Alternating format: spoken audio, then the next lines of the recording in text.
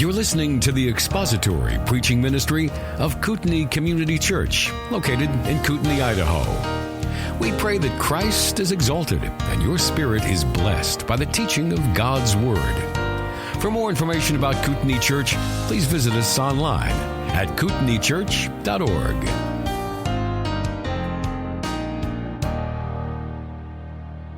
And now, if you will, please turn to 2 Peter chapter 2. 2 Peter chapter 2. When you found your place there, we will have a word of prayer, and then we will read verses 15 and 16 of 2 Peter chapter 2. Let's bow our heads. Our gracious God, we come now before your word, and our earnest prayer is that your Spirit would be our teacher and our guide, that you would open our eyes and our hearts to your word, not only to understand, but that through reading in your word and paying heed to the warnings and seeing the encouragements, that our hearts would be lifted in love for you and obedience to you, that you would work in us what is pleasing in your sight and encourage us together through your truth. We ask in Christ's name. Amen. 2 Peter chapter 2, verses 15 and 16. Forsaking the right way, they have gone astray, having followed the way of Balaam, the son of Beor, who loved the wages of unrighteousness, but he received a rebuke for his own lawlessness. For a mute donkey, speaking out with the voice of a man, restrained the madness of the prophet. Balaam is one of the most intriguing characters in all of the Old Testament. There are things about his story that when I read that in the Old Testament every year, it always kind of makes me tilt my head to the side and think, there's a lot of questions I have about Balaam and what he says and what he does and what is said about him. The first mention of Balaam is back in the book of Numbers, chapters 22 through 24. His death is recorded in Numbers 31. And after the book of Numbers, Balaam is mentioned outside of Numbers 8 more times. And one of those 8 times is in our passage here in 2 Peter chapter 2. He is never mentioned positively. Never mentioned positively. All of the other references to him are negative.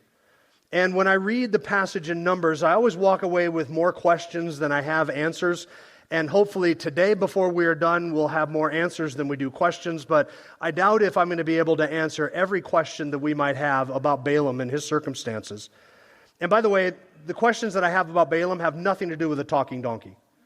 That is the least concerning, the least confusing. That's the least surprising thing about the whole thing. I believe in a God who created all things out of nothing. And I believe in a God who raised his Son, the Lord Jesus Christ, from the dead 3 days after he died a horrible death on a cross.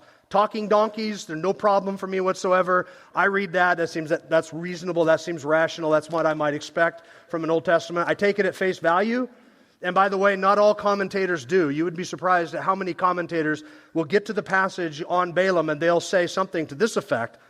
Whether the donkey actually talked or not is a matter of dispute. It very well could have just been sort of an exaggeration or what Balaam thought he might have heard had the donkey spoken. No, I think the donkey actually talked with the voice of a man. I have no problem with that. But there are other things about Balaam that are somewhat confusing. God spoke to Balaam, and God spoke through Balaam, and yet he is clearly a craven, greedy enemy of the people of God. He spoke true words of blessing over Israel. So wouldn't you call that a true prophet? And yet he is the epitome of a false prophet in 2 Peter chapter 2. Though he was an enemy, and there's no indication at all that there is no unmistakable indication at all that Balaam was a believer. In fact, his death, when it is recorded in the Old Testament, is recorded as a victory, a triumph for the people of God. He is described as an obstinate opponent of God, a lawless, greedy, immoral, unrighteous, self-serving, despicable person who was against Yahweh and against Yahweh's people. You can see that just in how he is described in the verses that we just read, in verses 15 and 16. Peter describes his way as being the wrong way. People left the right way and followed the way of Balaam. He's described as being covetous. He loved the wages of unrighteousness. Peter says he is lawless. Peter says he is unrighteous. And then he describes him as, basically using the term for a madman, the madness of the prophet. That's how verse 16 closes. Balaam is the perfect example of the kind of men and women Peter has been encouraging us to mark and to avoid and to stay away from all the way through this chapter. In fact, Balaam is perfectly summed up even in verses 1 through 3 of chapter 2. Let your eyes go up to verse 1 of this chapter. False prophets also arose among the people, just as there will also be false teachers among you, who will secretly introduce destructive heresies, even denying the master who bought them, bringing swift destruction upon themselves. And many will follow their sensuality. And because of them, the way of truth will be maligned, and in their greed they will exploit you with false words. Their judgment from long ago is not idle, and their destruction is not asleep. Immorality and greed, those two things marked false teachers, and those two things marked Balaam. And we've looked at the greed and the immorality of false teachers and false prophets, and Peter's warned us to avoid these men and women, to mark them, to stay away from them, and to be aware of the danger that they pose. These are men and women whose hearts are trained in greed, whose eyes are constantly seeing adulteresses and opportunities for immorality. And there are things about Balaam that made him the perfect example of these kinds of dangerous men and women, and we're going to notice three of them this morning. First, we're going to notice his motives, then his morals, and then his madness. Those three things mark Balaam, and they mark false teachers. Their motives, their morals, and their madness. Now, Peter doesn't explicitly mention Balaam's immorality, but the book of Numbers does. So in order to sort of catch all of the high points of Balaam's life, we're going to go back to the book of Numbers, turn back to Numbers chapter 22. Keep your place here because we will return to 2 Peter at the end, but we're going to go through Numbers 22, 23, and 24, though I'm obviously not going to we're not going to go through an in-depth study of all three of those chapters, but we are going to hit the highlights of Balaam's life, looking at the details that cause Peter to cite him as an example. We're going to consider a couple of oddities about Balaam's life and answer a couple of questions and try to answer some of the issues that are raised by Numbers 22 to 24. Now, to set up a little bit of the context, this is right toward the end or at the end of the children of Israel wandering around in the wilderness for their 40 years. They're getting ready. It's towards the end of Moses' life. Most of their wilderness wanderings are behind them. They have Mount Sinai, the Ten Commandments, the construction of the tabernacle. All of that is in the past. Now they are, after 40 years and that generation has died off, they're making their way up toward the Promised Land, heading up toward the eastern side of the River Jordan, opposite Jericho. That's where they're headed. And in the process, there were some neighboring nations that Moses appealed to just to allow them to pass through, and those neighboring nations wouldn't give them any pass through their land, even though Moses, on behalf of Israel, promised, we won't take your things, we won't drink your water, we won't take your food, we won't go off of the road into the highways and the byways and pick any food, we just want straight passage. Just let us go through your land to get to the land that God has given to us. That was the appeal, and those nations resisted them and even went out to oppose them. So, before we jump into chapter 22, let's go back into chapter 21 just a little bit so you can see how this develops, because it sets up Balaam and Balak. Numbers 21, look at verse 21. Israel sent messengers to Sihon, king of the Amorites, saying, let me pass through your land. We will not turn off into the field or vineyard. We will not drink water from wells. We will go by the king's highway until we have passed through your border. But Sihon would not allow Israel to pass through his border. So Sihon gathered all his people and went out to meet Israel in the wilderness and came to Jahaz and fought against Israel. Then Israel struck him with the edge of the sword and took possession of his land from the Arnon to the Jabbok, as far as the sons of Ammon, for the border of the sons of Ammon was Jazer. And Israel took all these cities, and Israel lived in all the cities of the Amorites, in Heshbon and all her towns. So that king, Sihon, refused to let them walk through, and so they came out and opposed Israel. Israel conquered them, took their cities, conquered their land, and Sihon was defeated. And thus, verse 31 says, Israel lived in the land of the Amorites, and Moses went to spy out Jazer, and they captured its towns and dispossessed the Amorites who were there. Now, there's another king, Og, king of Bashan. He didn't learn anything from that lesson. So look at verse 33. Then they turned and went up by the way of Bashan, and Og, king of Bashan, went out to meet him, he and all his people, for battle at Edrei. But Yahweh said to Moses, do not fear him, for I have given him into your hand, and all his people and his land, and you shall do to him just as you did to Sihon, king of the Amorites, who lived at Heshbon.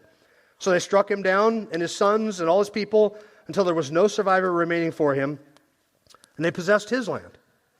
The next up is the Moabites. Moabites' king is Balak.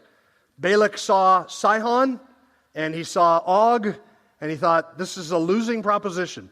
You don't do the same thing that the two losers ahead of you just did, or you lose your cities, you lose your sons, you lose your kingdom, you lose your land, you lose everything. So he takes a different approach. Chapter 22, verse 1. Then the sons of Israel set out and camped in the plains of Moab beyond the Jordan opposite Jericho. And Balak, the son of Zippor, saw all that Israel had done to the Amorites. So Moab was in great fear because of the people, for they were numerous. And Moab was in dread of the sons of Israel. Then Moab said to the elders of Midian, now this assembly will lick up all that is around us as the ox licks up the grass of the field. And Balak, the son of Zippor, was king of Moab at that time. So he sent messengers to Balaam, the son of Beor at Pethor, which is near the river, in the land of the sons of his people, to call him, saying, behold, a people came out of Egypt, that's Israel. Behold, they cover the surface of the land, and they are settled opposite me. So now please come and curse this people for me, since they are too mighty for me. Perhaps I will be able to strike them down and drive them out of the land, for I know that he whom you bless is blessed, and he whom you curse is cursed. So Balak hoped to gain an advantage if he could get Balaam to come out and to curse the Israelites. He thought that in doing so, he might, through some mystical thing that Balaam says, remove the blessing of God and give him a little bit of a military fighting chance in order to conquer them and drive them out of the land, to put a hex on the children of God, as it were, through his words, hoping that he might weaken them enough to defeat them. Numbers 22, verse 7, so the elders of Moab and the elders of Midian went away with the fees for divination in their hand. And they came to Balaam and spoke Balak's words to him. Now, Balaam is obviously a prophet for hire, and he had a reputation for two things. Number one, he could be bought by the highest bidder. He could be bought. He could be paid to say whatever the purchaser wanted him to say. And second, he was effective. He had a reputation for being effective, that he could utter a curse and it would take. That he could put a hex on somebody or on a group of people. It didn't matter who the people were or who their God was or what sort of advantage they had. If he were to say the right words, he could curse somebody and his blessings would stick and his cursings would stick. If he says the right formula, says the right words, then whatever combination that is, that would take and it would happen.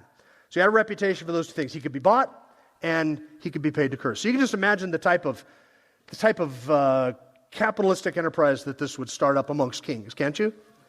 Right? You got two people and they're going out to battle and both of them think, we could get Balaam to curse our enemy. Well, it's going to go to the highest bidder. It's going to go to the highest bidder. So he had that reputation. And by the way, imagine a religious system or a religious idea that thinks that your words have power to affect positively or negatively things in this world. That you can say the right words and angels and demons will snap to and do your bidding. That if you say positive confession, positive vibes will come your way and you can speak your own prosperity or your own health into existence. And if you say negative words, words of death, those negative forces will come your way and bring negative things into your life. Imagine such insanity. But anyway, Balaam delayed and Yahweh spoke to him. Look at verse 12. God said to Balaam, do not go with them. You shall not curse the people, for they're blessed. So Balaam arose in the morning and said to Balak's leaders, go back to your land. Yahweh has refused to allow me to go with you. And the leaders of Moab arose and came to Balak and said, Balaam refused to go with us. So Balak tried again. This time he sent more people. He sent a better offer. Look at verse 15. Then Balak sent again leaders, more numerous, more honorable than the former, and they came to Balaam and said to him, thus says Balak the son of Zippor, let nothing, I beg you, withhold you from coming to me, for I will indeed honor you richly, and I will do whatever you say to me. Please come then, curse this people for me. And Balaam replied to the servants of Balak, though Balak were to give me his house full of silver and gold, I could not do anything, either small or great, to trespass the command of Yahweh my God. Oh, he calls Yahweh his God. Now, I said earlier, there's no unimpeachable evidence that Balaam was a believer, but here he's claiming that Yahweh is his God. What do we do with that?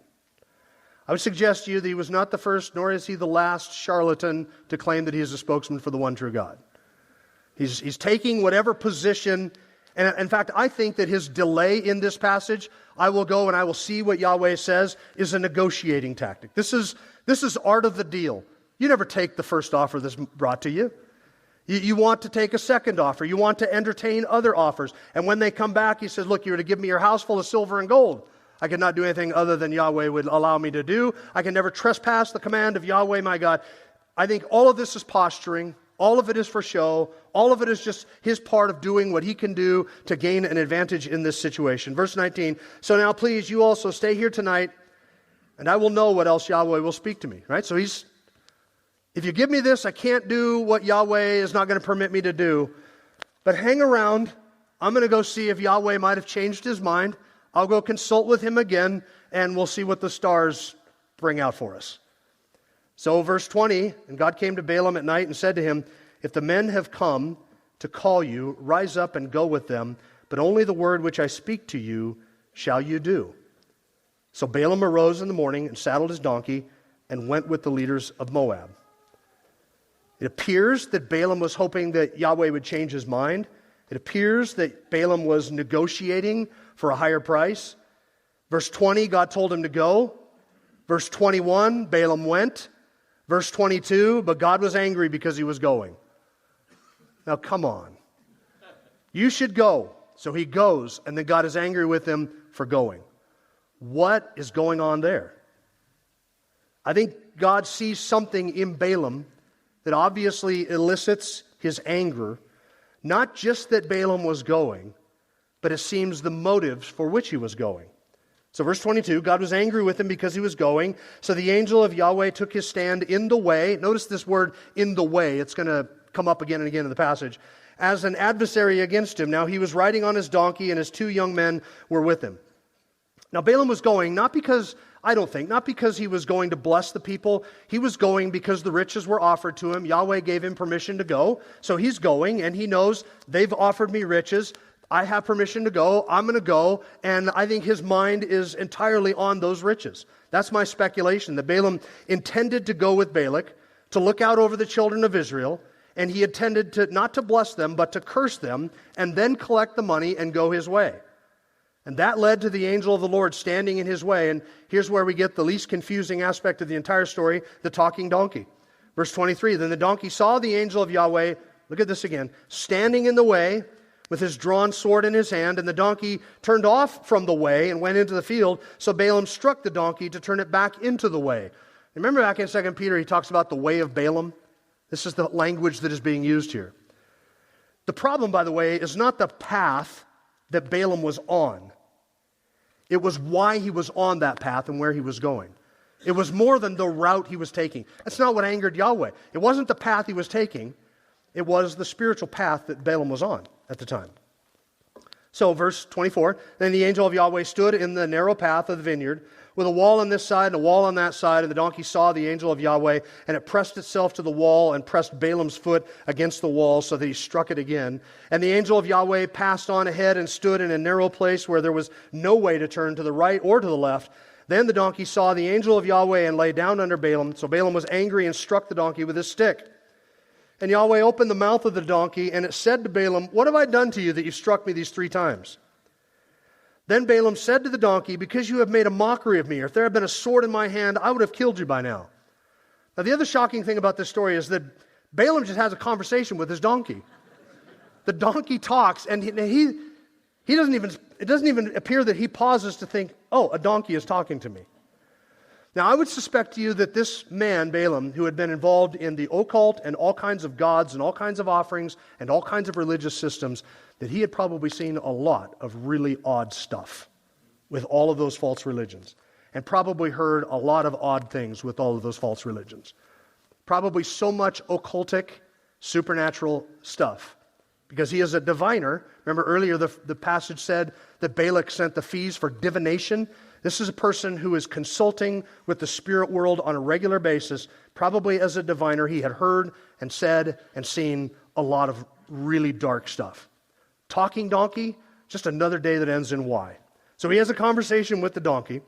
I would have killed you by now. Verse 30, the donkey said to Balaam, am I not your donkey on which you've ridden all your life to this day? Have I been accustomed to do so to you? And he said, no. Now the rebuke of the donkey ended up opening his eyes to the true danger that he faced, which was the angel of Yahweh standing in the path. Verse 31, then Yahweh opened the eyes of Balaam, and he saw the angel of Yahweh standing in the way with his drawn sword in his hand. And he bowed his head down and prostrated himself to the ground. And the angel of Yahweh said to him, why have you struck your donkey these 3 times? Behold, I have come out as an adversary because your way was contrary to me. He's not talking about the path. I wish you would have taken another route. Not talking about the route. In other words, the way you are walking and what you are doing. And Balaam, what Balaam was intending to do was contrary to Yahweh's word.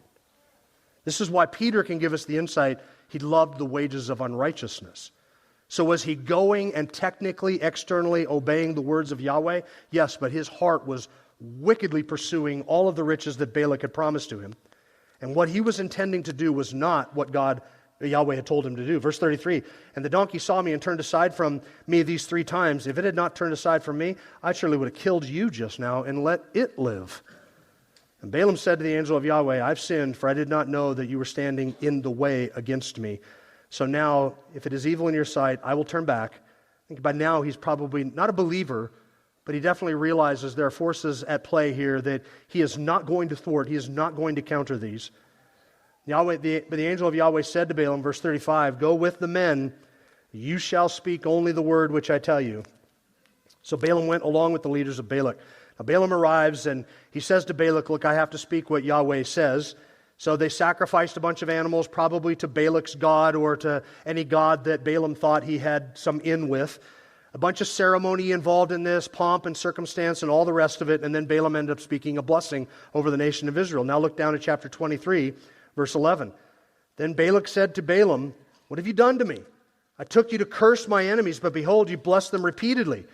And he replied, must I not be careful to speak what Yahweh puts in my mouth? And He's not saying he's a true prophet. He's just saying, hey, look, if you had been there with the donkey and the angel earlier today, you might have understood this, but I'm just going to say what Yahweh has for me to say. He sort of doesn't take any responsibility for this at all. Yahweh has said this. I have to do it. Verse 25, then Balak said to Balaam, do not curse them at all. Not down to verse 25 just yet. Verse 12 ends that first encounter of Balak trying to get Balaam to bless or curse the people of Israel. So then he figures, well, let's wash, rinse, and repeat this whole thing all over again. I'll take you to a different location. We'll see if you can curse them from there. So they go to a different location. They build more altars. They offer more sacrifices. And round 2, they take another swing at it. Balaam ends up blessing the nation of Israel instead of cursing them. Look at verse 25 of chapter 23. Then Balak said to Balaam, do not curse them at all, nor bless them at all. Balaam replied to Balak, did I not tell you, saying whatever Yahweh speaks, that I must do? So Balak has a brilliant idea. How about another swing at this from another location? So they go to a different place, build more altars, offer more sacrifices. Chapter 24, verse 1. Balaam saw that it was good in the eyes of Yahweh to bless Israel. Look at this. So he did not go as at other times to encounter omens, but set his face toward the wilderness. So this third time, instead of Balaam sort of walking aside and saying, I'm going to see what the Lord might speak to me, waiting for it, he doesn't even bother to do that. Instead, he just sets his face right out toward the wilderness where Israel was. He doesn't go aside to consult his spirits or to divinate or any of those things. Verse 2, Balaam lifted up his eyes and saw Israel dwelling tribe by tribe, and the Spirit of God came upon him. And now he ends up speaking through Balaam the same way he spoke through an irrational animal, the donkey. By the way, do you remember when Peter called the false prophets like irrational animals, unreasoning beasts, creatures of instinct to be born and captured? Well, now you have an irrational animal, Balaam's donkey, who's speaking more truth than Balaam's ever heard in his life to him.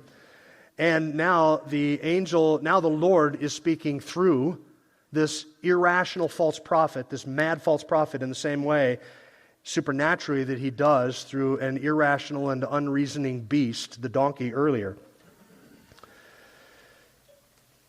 Then he took up his discourse, verse 3, and said, the oracle Balaam the son of Beor, and the oracle the man whose eye is uncovered. And he spoke another blessing. Look down at verse 10. Then Balak's anger burned against Balaam, and he struck his hands together. And Balak said to Balaam, I called you to curse my enemies, but behold, you blessed them repeatedly these 3 times. Now flee to your place. I said I would honor you greatly, but behold, Yahweh has held you back from honor. And Balaam said to Balak, did I not tell your messengers whom you have sent to me, saying, though Balak were to give me his house full of silver and gold, I could not do anything to trespass the command of Yahweh, either good or bad of my own accord. What Yahweh speaks, that I will speak. So now behold, I am going to my people. Come, and I will advise you what this people will do to your people in the last days. And then he gives another oracle of blessing, and this one is entirely unsolicited, and this one is not just has blessing upon Israel, but a curse upon Israel's enemies. Numbers 24, verse 25, then Balaam arose and returned to his place, and Balak also went his way. These 2 men parted ways. Now let me offer a couple of thoughts here on what we just looked at. First, and I think this is the key to understanding the entire Balaam narrative. What Balaam said and what Balaam wanted to say are 2 entirely different things. What he said and what he wanted to say are not the same thing. The best way of understanding this is to see that when Balaam went, he had ill intentions. He wanted the wages of unrighteousness. He may have desired and intended to speak a curse in order to get the money, but every time he opened his mouth, he was compelled to speak something contrary to his intent. And then when he explained it, he said, well, I only have to say what Yahweh says that I have to say. In other words, I believe that when Balaam opened his mouth, he wanted nothing more than to curse the people of God. Nothing more. Because then he could get his money and walk away. But instead, God takes that intended curse and turns it into a blessing so that what Balaam actually speaks out of his mouth is something entirely different than anything he wanted or had prepared to say. And this seems to be the way that both Moses and Joshua describe this incident. Moses, who wrote Numbers and also wrote Deuteronomy 23, or book of Deuteronomy, says in Deuteronomy 23, now listen how Moses describes this incident later on to the children of Israel. No Amorite or Moabite shall enter the assembly of Yahweh, even to the 10th generation. None of their seed shall ever enter the assembly of Yahweh, because they did not meet you with food and water on the way when you came out of Egypt. And because they hired against you Balaam, the son of Beor from Pether of Mesopotamia, to curse you. Now listen to this description. Nevertheless, Yahweh your God was not willing to listen to Balaam, but Yahweh your God turned the curse into a blessing for you, because Yahweh your God loves you. In other words, Yahweh took his mouth and spoke through that unrational, unreasoning beast of a man, Balaam, what Balaam did not want to speak. And when he opened his mouth, the voice of Yahweh came out. Now, if God can make a donkey speak, he can make a false teacher utter the truth. And by the way, false teachers all over the country do utter the truth from time to time. They do say true things. And sometimes those true things can be used to point people to the truth and to sanctify them, because it's the truth that does this work. So even when somebody can even get saved listening to the gospel as it is presented in its simplicity when it comes off of the lips of a false teacher. That has happened. It does happen. I've met the people to whom that has happened. So God can speak through them in that way. And that is what he did with Balaam. In other words, what Balaam wanted to do and what he intended to do and what he tried to do is not what he actually did. Joshua uses the same language to describe Balaam in Joshua 24, verses 9 and 10. Then Balak, the son of Zippor, king of Moab, arose and fought against Israel, and he sent and summoned Balaam, the son of Beor, to curse you. But I was not willing to listen to Balaam, so he blessed you repeatedly, and I delivered you from his hand. In other words, God takes credit for what Balaam ended up actually saying. And God takes credit for turning what Balaam intended into a blessing instead of allowing it to be a curse. Now that's Balaam's motives. But there's something about Balaam's immorality. Remember I told you not just the motives, but the morality? Numbers 25 is the account, the very next chapter is the account of the Israelites committing idolatry and immorality with the Moabites. It's called the incident of Baal at Peor. Numbers 25, verse 1. And Israel remained at Shittim, and the people began to play the harlot with the daughters of Moab.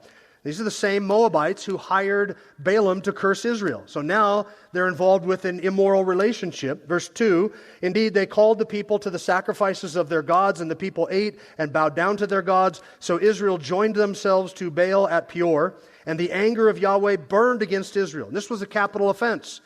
Not only the immorality, but also the idolatry. This was a breaking of the covenant, and it would have called for the death of anybody who did that. Verse 4, Yahweh said to Moses, take all who are at the heads of the people and execute them in broad daylight before Yahweh, so that the burning anger of Yahweh may turn away from Israel. So Moses said to the judges of Israel, each of you is to kill his men who have joined themselves to Baal at Peor. So the Moabites lured them into immoral, occultic, pagan worship that involved sexual immorality. And there was a plague that came upon the people for their disobedience with this incident. Those who were guilty were executed, and eventually the plague was stopped. We're looking down at verse 9 of chapter 25. So those who died by the plague were 24,000 people. So the Moabites, having failed to hire Balaam to curse God's people, tried to lure them into immorality to provoke the wrath of Yahweh against those people and thus undermine the relationship of Yahweh with his people. So they're trying to subvert Israel in two ways.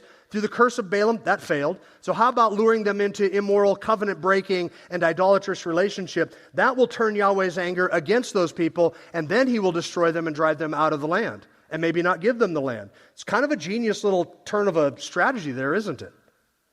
And by the way, just as an aside, one of the things I was thinking about this last week is, why is it that Numbers spends so much time on this? 21, 22, 23, 24. 3 chapters and some change on this incident of Balaam. Why is that? What happens in chapter 21 earlier? This whole incident with Balaam, by the way, is sandwiched between 2 events in Israel's history. One was them breaking the covenant and God punishing them for it.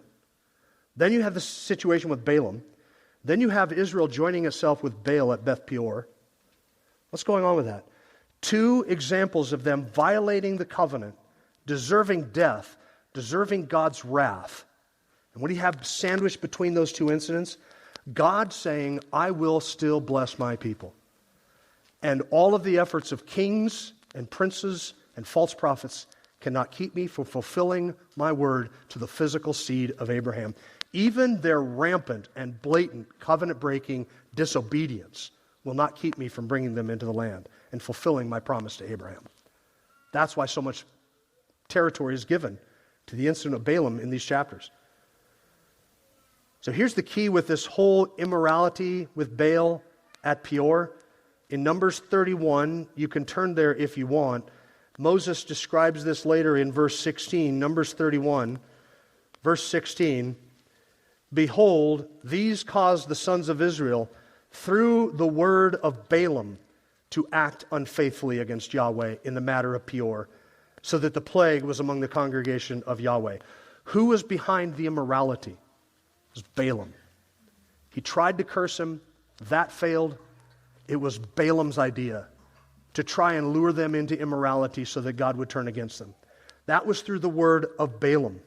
Revelation 2, verse 14 says, but I have a few things against you, that you have there some who hold the teaching of Balaam, who kept teaching Balak to put a stumbling block before the sons of Israel, to eat things sacrificed to idols, that's the idolatry, and to commit sexual immorality. Balaam is known for these 2 things, his greed, and he tried to put a stumbling block by cursing the people of God and then by luring them into immorality. He tried to curse them, and that failed, so he tried to lure them into immorality so that God would punish them. All of that was Balaam, his greed and his immorality. And his end is very unceremonious. He was an enemy of God his entire life, and he died an enemy of God, and he died with the enemies of God. Look at chapter 31, verse 8, since you're there. They killed the kings of Midian along with the rest of their slain, Evi and Rechem and Zur and Hur and Reba, the 5 kings of Midian. They also killed Balaam, the son of Beor, with the sword. Israel got its justice against an enemy of God. That's Balaam. Now turn back to 2 Peter chapter 2. I told you there are 3 things about Balaam that make him a perfect example of the dangerous men and women that we are warned against: his motives, his morals, and his madness. So all of that was the introduction. And now we get to the sermon. Here are our 3 points. his motives, his morals, and his madness. And in case you're panicking, thinking your roast is going to be burnt by the time you get home, these 3 points will go by very quickly because we've already observed all of this. So now we're just going to pull all of these threads together. First, his motives. Look again in verse 15, 2 Peter chapter 2. Forsaking the right way, they've gone astray, having followed the way of Balaam, the son of Beor, who loved the wages of unrighteousness. You'll notice 2 ways, the right way and then Balaam's way. Covetousness is what caused Balaam to wander from the right path. He could have been an instrument of God's blessing, but instead, because he loved the wages of unrighteousness and intended to curse the people of God, God destroyed him and eventually killed him, turned his curse into a blessing, and he walked away with nothing. The same temptation is luring to us, which is why Paul in 1 Timothy chapter 6 warns that the love of money is the root of all sorts of evil, and some, by aspiring to it, have wandered away from the faith and pierced themselves with many griefs. They've wandered away from the faith and pierced themselves with many griefs. They forsake.